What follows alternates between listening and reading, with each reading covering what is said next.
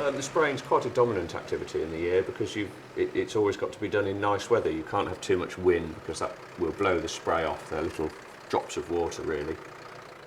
So your life is really ruled around the spraying for most of the year because you're trying to get conditions just right.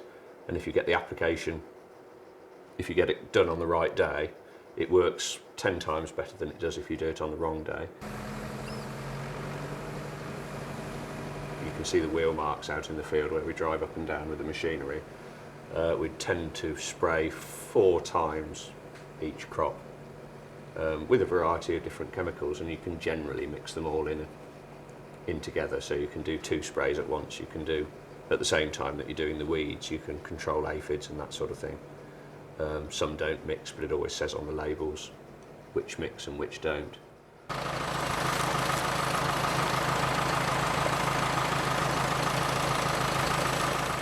We had no concept that one drop, a drip if you like, of IPU, which is one of the ones that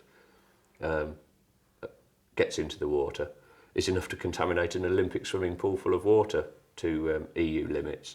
Not to say it's dangerous, but the water authorities have then got to clean that out if they're making perfect drinking water.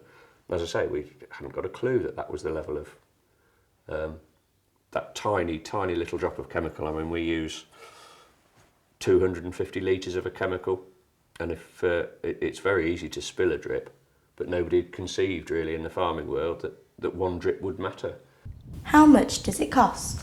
The crop protection bill would be around 1/3 of my costs on this farm. The spray bill would be somewhere around £40,000 a year, which is an awful lot of money to find. But without sprays, the crops will only yield half what they do normally, and the quality will be terrible as well because they'll be full of weevils and weed seeds and all that sort of thing. So I wouldn't be able to sell to any of the quality markets. It wouldn't be good enough to go for bread making or anything like that. My crops would all have to go for animal feed, and obviously that's animal feed is the lowest margin of the crops really. What if they stopped him using pesticides?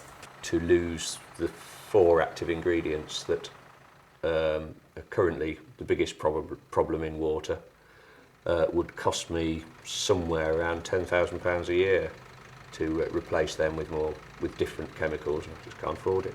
It's as simple as that.